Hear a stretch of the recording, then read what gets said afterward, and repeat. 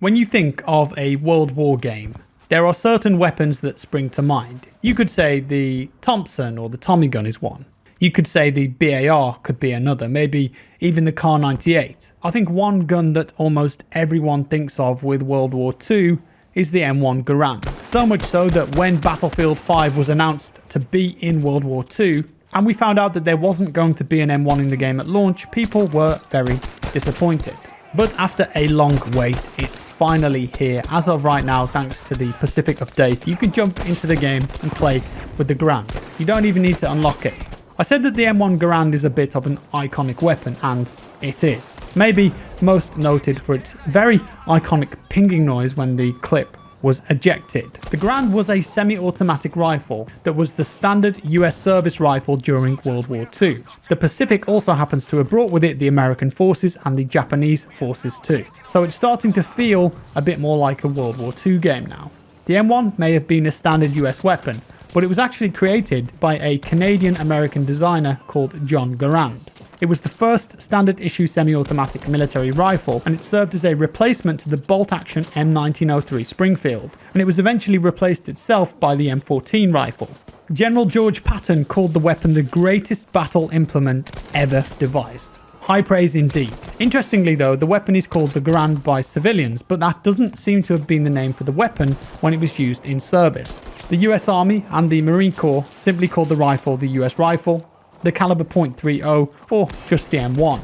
As with most weapons throughout time, the creator's name does tend to get added on to the end. The Garand may no longer be in service, but it's still used by drill teams and military honor guards to this day. It's also seen as a bit of a military collectible, so some civilians do own them for hunting, target shooting, or just because it looks pretty. I mentioned earlier that distinct ping of the gun, and it's arguably what people know the gun for more than anything. That ping audibly reminds you that you're playing a World War II game and you've got the M1 in your hands.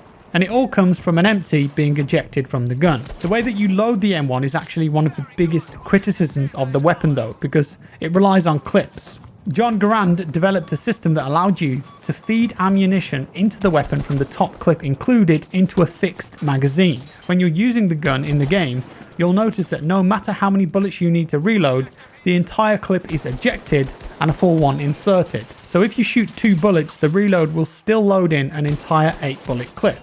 There were unproven rumours that the ping was actually audible to enemies that could detect when a US soldier needed to reload. In reality, former German soldiers have said that in engagements the noise was not actually that audible, and even if it was, there could just be other squad members covering, so it's unlikely to be ever acted upon. But that didn't stop the US Army from experimenting with clips made of various plastics though to soften the sound. The famous Garand ping could have been a thing of the past. Now the history lesson is out of the way. How is the gun in Battlefield 5? Well, let's talk stats first of all. It is of course a semi-automatic rifle, and it's got a rate of fire of 360 rounds per minute. It only has 8 rounds available though, so that makes it one of the lowest semi-auto rifles available in that regard. The thing about stats with the M1 Garand is that not one of them matter a little bit, in my opinion, because with this gun, stats just go out of the window. The thing with the Garand for me is that I don't care if it's not the best gun on paper, because when you're playing with it, it feels mighty and powerful. And while those 8 rounds can bite you a little bit if you miss a few shots, when you do land those headshots, it feels so satisfying. There are probably better overall semi-auto rifles that you can use that offer more bullets, but none of them have the history and respect of the Garand, and it's just so epic to be playing a World War II Frostbite game with this gun. You can actually put a sight on the gun too, if you want. You can throw a 3 times on it if you're that way inclined, but somehow I just can't bring myself to do it that often. You could argue that without the sight you're at a bit of a disadvantage at range, but it just didn't seem right to me putting a sight on this gun. Iron sights aren't bad on it, and I just feel they're the right way to go. At close to medium ranges I felt quite comfortable running around with them, especially in the close range engagements, and the hip fire is actually pretty good. Felt accurate too. At the time of recording though, I sadly wasn't running around on a Pacific map, and that's the one thing that could have made this better. When it comes to the specializations, this is pretty simple until you get to the final choices, and then it gets interesting. I've gone all left side, starting with quick aim to ADS faster. I tend to always go for that one anyway. And then custom stock and lighten stock, which improve your accuracy when aiming and moving. The other side gives you barrel bedding, quick reload, and improved hipfire with enhanced grips. Reload is already reasonably quick though, so I'm not really sure it's needed. The last set of specs though are a bit weird because honestly, it's a difficult choice and you might not want either of them. The left hand side is the grenade launcher. This puts a grenade rifle attachment on the end of the gun that you can switch to. You hit your select fire and it loads the grenade. The other option though is heavy load, and this increases the long range damage at the cost of rate of fire. And it takes the rate of fire down from 360 to 300, which makes the gun a lot weaker at close and medium ranges against some of the faster firing weapons. So this of course will come down to your playstyle. If you want to sit back with this gun, then put a 3x scope on it and take out people at range. The right hand side specialization will be for you. And it does put out a ton of damage. It'll give you a bit more crunch at medium to long range. I am a bit torn on this because for close range action, which is a lot of Battlefield 5, then you need a good rate of fire.